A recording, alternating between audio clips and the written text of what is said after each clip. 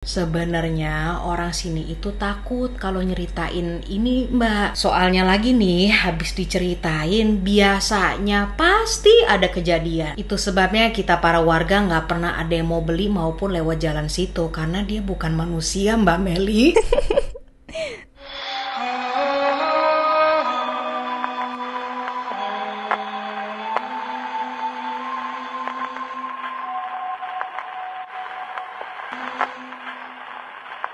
Hey guys, Vigets, apa kabar? How are you? Hari ini welcome back to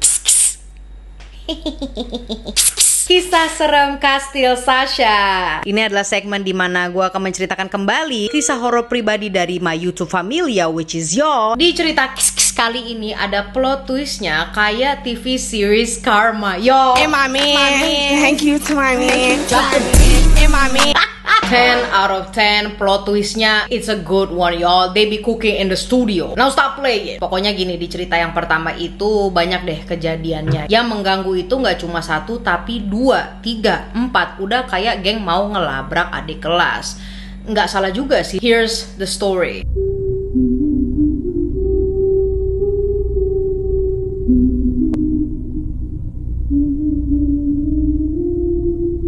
Di cerita yang pertama ini berasal dari subscriber gua yang setia dari tahun 2023. Jadi dia belum tahu tuh zaman-zaman gua cringe atau slang and sebagainya. Nggak usah ditonton ya Cia. Dan dia ini berasal dari Kabupaten Asmat, Papua Selatan. Thank you so much for sharing the story Cia, and here's your story. Dia ini mau berbagi pengalaman horor paling gila yang pernah dia alami waktu dia itu SMP, sekitar tahun 2012-an. Jadi pada waktu itu ceritanya dimulai dari hari pertama Cia masuk SMP. Hujan lagi deras banget, jadinya waktu itu nggak ada upacara. Nah mereka nih langsung masuk kelas, dan kelas Cia itu di kelas 7A. Kelasnya ini emang agak jauh sih dari ruang guru, yang dimana harus ngelewatin lorong, terus lapangan, jalan lagi ke depan kelas 7B, terus di ujungnya baru deh kelas Cia, dan deket sama toilet aula sekolah. Pelajaran pertamanya itu adalah matematika, dan yang ngajar itu namanya Ibu Yakoba. Yang dimana Bu Yakoba ini datang dari ruang guru. Again ya, tadi gue udah jelasin ruang guru menuju kelas Cia agak jauh. Oh ya, gue hampir lupa, si Cia ini juga jelasin bahwa sekolahnya itu daerahnya berlumpur. Jadi semua bangunan sekolahnya itu berada di atas jembatan gitu. Semua infrastrukturnya menggunakan kayu karena kondisi daerahnya Cia ini yang berlumpur. Anyways, let me go back. Ada apa dengan Bu Yakoba? Dia nih ngeliat nih ada siswa lagi mungutin sampah di bawah jembatan. Ngapain? Kalau katanya Cia, biasa deh tuh, karena kalau ada siswa telat, mereka nih dihukum untuk bersihin sampah di bawah jembatan. Nah, Bu Yakoba nih negor karena kan di kondisi hujan deras. Nak, ngapain di situ? Naik yuk, naik, nanti aja bersihinnya, masih hujan deras, lo cepet naik. Tapi setelah Bu Yakoba mendekati siswa itu, dia menengok dan ternyata mukanya siswa itu nggak ada mata, nggak ada hidung, mulut cuma ada ya kosong. Bu Yakoba langsung lari dong, kebirit-birit ke kelasnya. Gue gimana ya, gue jadi keinget cerita KS sebelumnya tuh ya. Gue gak mau spoiler, tapi kalau kalian pengen tahu, setannya mirip gini nih, yang mukanya rata. Lu kalau mau lihat thumbnailnya yang ini. So anyways, Bu Yakoba lari kan tuh masuk ke kelasnya Cia. Nah ya bocah-bocah pada nanya dong, Bu ini ada apa ini Bu? Diceritain lah sama Bu Yakoba bahwa dia baru aja melihat anak kecil bermuka rata di bawah jembatan.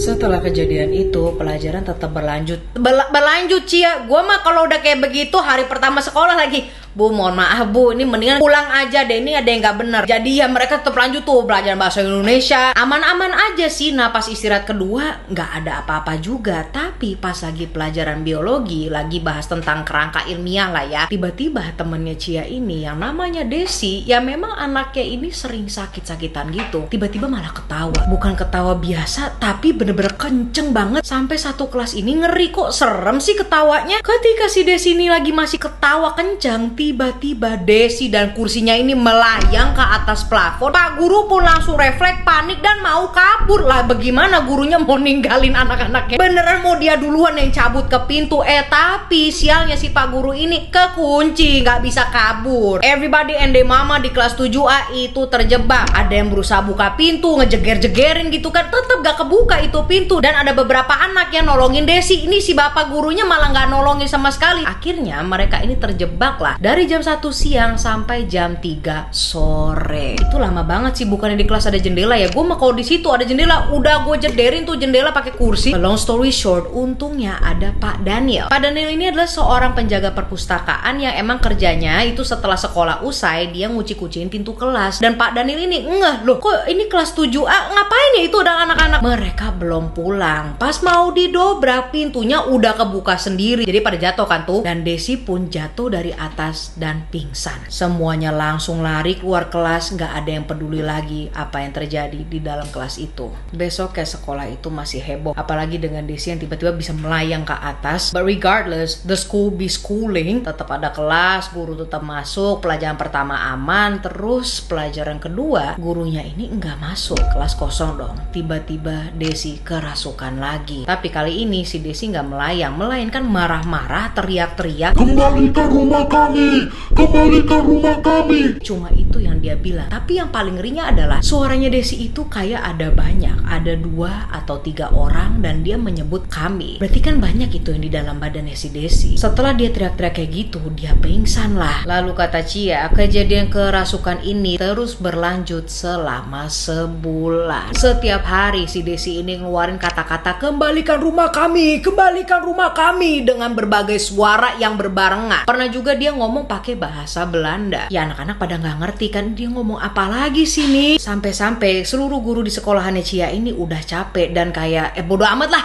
Udahlah si Desi ini kesurupan lagi. Anyways bahasa Inggrisnya orange juice apaan ya? Ya tapi intinya tuh sama. Kembalikan rumah kami, kembalikan rumah kami. Karena sering banget kerasukan, Cia pun ngomong lah ke Desi, "Des, kamu gak usah masuk sekolah dulu deh. Kita nih gak bisa belajar loh gara-gara kamu." Si Desi sebenarnya nyadar parah kayak iya sih gue nyusahin. Tiap hari nih gue gak berhenti-henti. Pelajaran gak masuk, yang ada malah ngurusin dia gitu yang kesurupan. Akhirnya si Desi ini gak masuk sekolah deh tuh selama 2 hari. Bener aman. Memang gak ada apa-apa gitu selama dia gak ada. Tapi pas dia masuk lagi, kerasukan lah.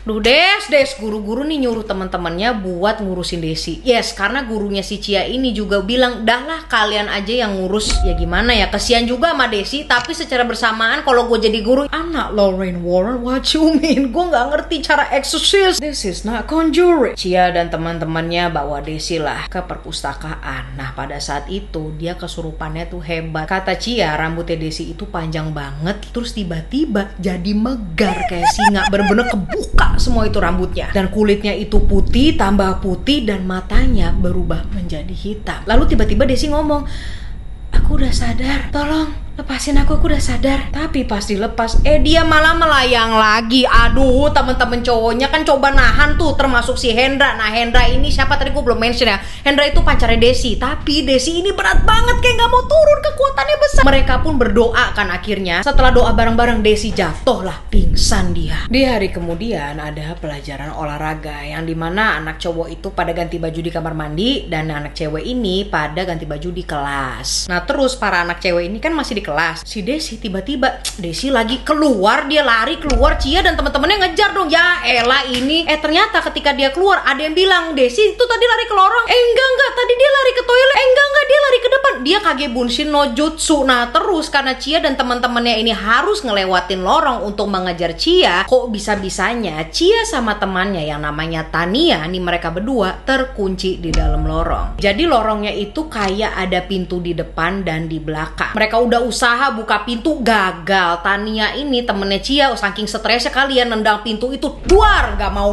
duar. Jadi di bawah pintunya itu ada papan dan dijedarin deh tuh sama si Tania. Mereka berhasil keluar. Kelihatan deh tuh Hendra yang lagi narik Desi di deket toilet. By the way, Hendra itu pacarnya si Desi kalau kalian lupa. Jadi di deket toilet itu ada kayak pembatas bagian wilayah sekolah yang ada kawat durinya. Semoga gue ada visualnya, kalau nggak ada gue repeat lagi. Jadi di deket toilet toilet di mana si Desi mau kabur, itu ada pembatas bagian wilayah sekolah yang ada kawat durinya. Sampai lu belum ngerti,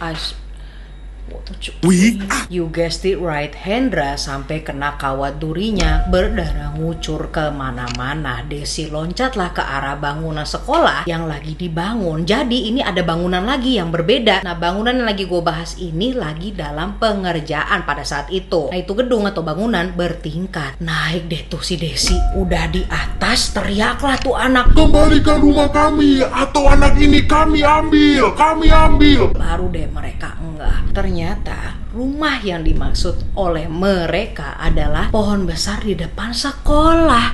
Pohon beringin kah?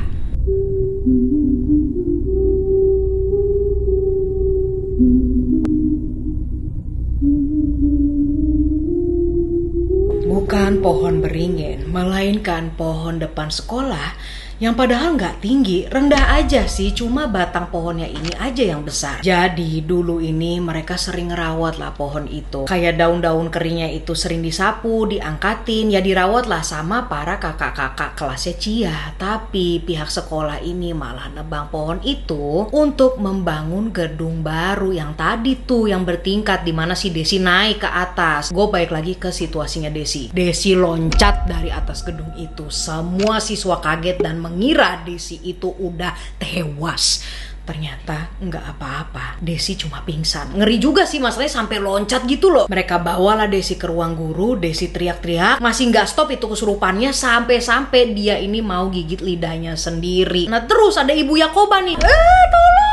Ibu Yakoba telah melihat banyak sekali makhluk-makhluk di ruang guru. Lalu lidah Desi ini hampir putus dan darahnya itu kemana-mana. Sampai dia ini disumpel pakai sendok, patah. Pakai pahat, patah juga itu pahatnya. Suster, kepala sekolah, dan pastor, everybody and the mama harus ngumpul dan mau ngedoain. Terus bapaknya Desi datenglah bawa kakeknya. Dan kakeknya ini nenangin Desi. Sentuh kepala Desi gitu ya. Desi tiba-tiba keram, mulutnya kebuka, matanya itu melotot. Lumayan lama juga itu proses dimana kakeknya nenangin Desi. Dia lepaskan tuh tangannya, lemes lah, pingsan lagi. Si kakeknya Desi ini cerita bahwa makhluk yang telah masuk ke dalam cucunya itu udah lama tinggal di pohon itu. Dan mereka marah karena pohonnya ditebang. Pertanyaan gue adalah, dari kemarin bapaknya Desi sama kakeknya, what are they doing? Ngapain diem? Itu cucu lu terbang-terbang di plafon kelas. Mana pacarnya tuh si Hendra kena besi kawat. Kenapa baru ini kok kenapa baru penyembuhannya pas Desi abis loncat? Greget gue, kayak kesel sendiri. Ini juga kucing gue greget. So anyways, long story short, si kakeknya Desi masih di situ kan, dan dia ini minta teman-temannya Desi untuk berkumpul di sekolah jam 5 sore. Mereka berkumpul di bekas pohon itu dan ya hanya tinggal akar aja. Lalu Cia bertanya, kenapa kita ya Pak, yang lainnya enggak? Karena kalian itu telah membantu Desi dari kemarin, jadi ada hubungannya. Waduh, yaudah deh tuh kan, mereka kumpul. Lalu Cia dan teman-temannya ini melihatlah ke samping pohon yang dimana ada kantor keuskupan, dan di situ ada beberapa pohon di depan kantornya yang ada gantungan-gantungan aneh. Banyak banget gantungannya, yaitu adalah gantungan paha-paha ayam merah. Yo, what is that? Oh, oke, gue juga baru nyambung. Oh, they been known. Mereka udah tahu dong. Karena gini, itu kan sesuatu yang aneh ya. Sampai-sampai ada gantungan kayak gitu, paha-paha ayam merah. Gue kalau ngeliat kayak gitu ngeri sih. Kayak penangkal kali ya. Mungkin aja. Wait, let me continue. Jadi si kakek ini minta mereka untuk berdoa sesuai keyakinan masing-masing. Dan dia bilang, jangan buka mata sebelum dikasih instruksi. Kalau enggak, mereka bakal terbawa ke alamnya mereka. Ya udah deh tuh, everybody and the mama tutup mata sepejem-pejemnya gitu ya. Suasana dingin tiba-tiba, dan saat berdoa nih, mereka seperti ditabrak angin kencang. Berdoa terus tuh mereka sampai sejam, kata Cia. Lalu kakek, buka mata kalian semua. Mereka lihat kanan kiri, gak ada apa-apa sih. Gak ada angin kencang maupun sesuatu yang nabrakin mereka dari tadi. Lalu si kakek ini bilang lah ke Cia, gak akan ada lagi ya kerasukan. Kalau misalkan ada lagi, itu berarti bohong. Well, the thing is, Desi memang gak kerasukan lagi semenjak kakeknya itu ngedoain ya. Dia gak kenapa-kenapa, gak ada kerasukan sampai ujian kenaikan kelas. Tetapi di sini Cia menceritakan sesuatu lagi nih, yang ternyata ini lebih mengerikan.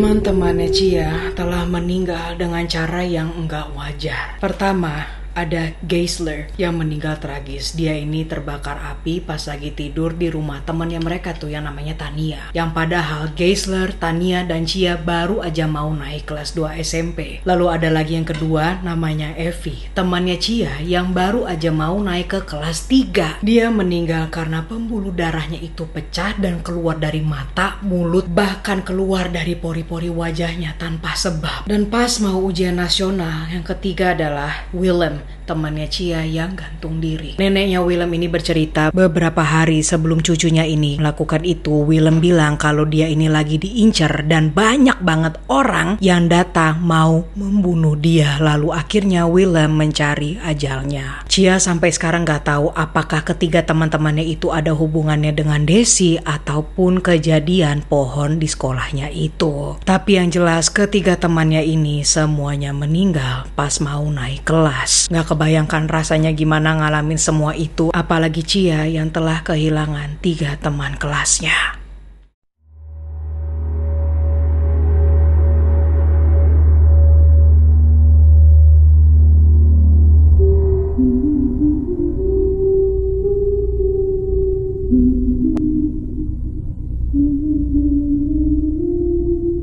Di cerita yang kedua ini, si pengirim berbagilah pengalaman seremnya yang dia alami di Jember. Nah, di sini gue akan memberikan nama samaran. Jadi main karakternya adalah Melly. Melly ini aslinya dari Kediri. Dia pindahlah ke Jember pas kuliah semester 3. Nah, selama dia kuliah, dia ngekos deh tuh di sekitar kampus dan gak pernah nemuin kejadian yang aneh-aneh sama sekali sih. Tetapi setelah lulus, si Melly ini dapatlah kerja sebagai guru di pedalaman Jember, tepatnya di kecamatan, gue gak bisa sebutin ya. Nah, daerah tempat dia tugas ini lumayan jauh deh dari kota. Soalnya kata Melly, ini daerah perbatasan antara Jember dan Bondowoso. Gak cuma itu, di dusun tempat Mia ini tinggal, rumahnya juga cuma beberapa aja. So I think everybody and their mama knows everybody and their mama. Dan daerahnya itu kayak perbukitan. Kebetulan rumah yang si Melly tempatin ini dekat sama jalan raya. Jadi agak aksesibel lah ya, gak begitu mendalam kemana ke gunung. Nah, bentar-bentar, gue udah greget pengen ceritain. Jadi di belakang rumahnya si Melly ini ada gang dan jalannya itu nanjak ke atas bukit. Nah, di atas bukit belakang rumahnya si Melly ini ada satu rumah lagi. Yang bikin penasaran adalah di setiap malam tertentu Melly selalu mendengar suara jeritan dari atas bukit itu, seperti kayak teriakan lagi disiksa.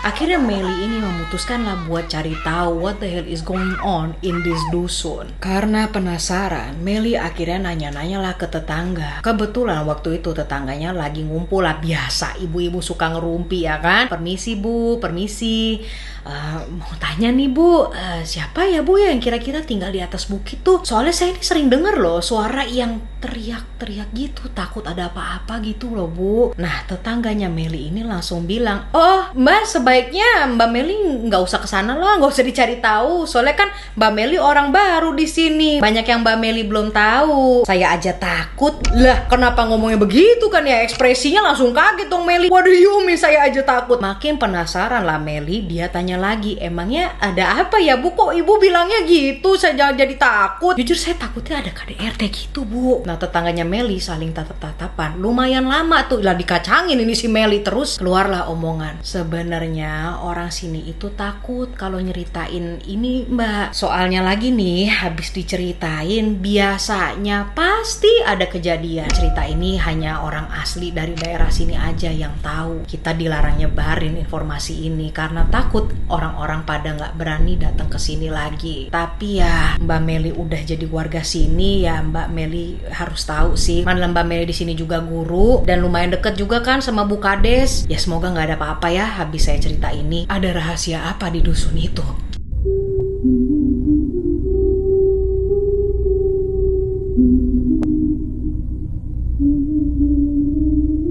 Tetangganya Melly ini mulai cerita lah. Jadi gini mbak, itu rumah tua di atas bukit yang deket rumahnya mbak Melly ini punyanya Sumarni. Melly respons dong, Bu Sumarni yang sering jualan itu kan bu, jualan nasi kuning. Iya mbak, Sumarni itu yang jual nasi kuning. Sumarni sebenarnya udah meninggal. meninggal. Itu sebabnya kita para warga nggak pernah ada yang mau beli maupun lewat jalan situ, karena dia bukan manusia, Mbak Meli. Mbak Meli pernah beli nasinya nggak? Nggak, Bu. Nggak, saya nggak pernah beli. Cuma pernah ngeliat aja tuh, juga itu sepi. Ya shock dong, soalnya biasanya kalau si Meli lewat pasti dia ini nyapa. Lanjut lagi tetangganya ceritalah dia itu meninggal, Mbak Meli, dari tahun 1973. Meninggalnya nggak sempurna juga. Dan Sumarni ini kayak hidup dalam dua alam gitu, Mbak Meli. Dia udah jualan nasi kuning dari sebelum meninggal. Meli di sini makin penasaran. Dia nanya lagi, kok bisa meninggal? Nih ceritanya gimana? Meninggal nggak sempurna tuh maksudnya apa sih, Bu? Jadi dari cerita orang tua saya nih ya, beberapa hari sebelum si Sumarni ini meninggal, dia ini bunuh ibu kandungnya sendiri. Leher ibunya itu dipegang sampai putus, kepalanya ini ditancepin lah di depan rumahnya di atas bukit itu sampai busuk berhari-hari. Warga sekitar gak ada yang berani untuk nginjek tanahnya dia, ketakutan semua, gak ada yang tahu juga apa sih penyebabnya. Tapi dulu orang tuanya Bu Kades ini yaitu adalah tetua di sini, Mbak, yang kebetulan juga dia bisa nerawang. Nah, dari ceritanya ibunya Bu Kades, katanya sebelum dipenggal si ibunya itu sempat disiksa. Waktu disiksa itulah ibunya mengutuk Sumarni. Mungkin kutukannya itu, Mbak, yang bikin Sumarni meninggal nggak wajar dan matinya itu nggak sempurna. Lalu si Sumarni ini gantung diri di halaman rumahnya. Waktu dikubur sama warga, dimandikan, dikebumikan, kuburannya ambles. Hujan deras nggak berhenti 7 hari 7 malam. Waktu kuburannya digali lagi, ternyata Sumarni udah nggak ada, jasadnya hidup lagi. Dan teriakan yang Mbak Meli dengar kemungkinan itu adalah teriakan ibunya Sumarni. Terus tetangganya Meli ngomong gini, kalau ada matahari jadi manusia, kalau gelap jadi setan. Wajahnya rusak, kulitnya melepuh, baunya busuk, matanya lepas, dan gak bisa jalan. Coba aja Mbak Meli lebih deket deh pas ketemu dia. Enggak, no thank you. Meli di sini diem aja nggak bersuara. Untung aja dia nggak pernah beli nasi kuningnya. Dan kata Meli nih, sampai sekarang Sumarni ini masih ada berjualan nasi kuning dari tahun 73. Thank you so much guys for watching today's Dan bagi kalian yang ingin mengirim cerita horor pribadi kalian, go ahead langsung aja DM ke Speak to Goddess. Gue bakal buka satu persatu, mohon sabar karena there's a lot of kiss. Jadi bakal ngantri dikit, but I'll make sure gue baca punya kalian. So I will see you when I see you. Don't forget to like, subscribe for your girls Instagram yang di follow yang Sasha X Marisa aja. Speak to Goddess buat DM, and I love you guys. Mereka lanjutlah. lanjut lagi. Susah banget ngomongnya. Padahal belum kelar nih ceritanya. Cuma gue kayak gatel gitu pengen ngomong. Pertanyaan gue adalah dari kemarin. Cobain dulu. Mak lagi rekod. Cobain dulu lah. Udah matang tuh. Mama udah mau separuh. Gak bisa ngelawan mama bikin mac and cheese. Ini kakeknya deh. Ya udah makan dulu. Mak. Udah.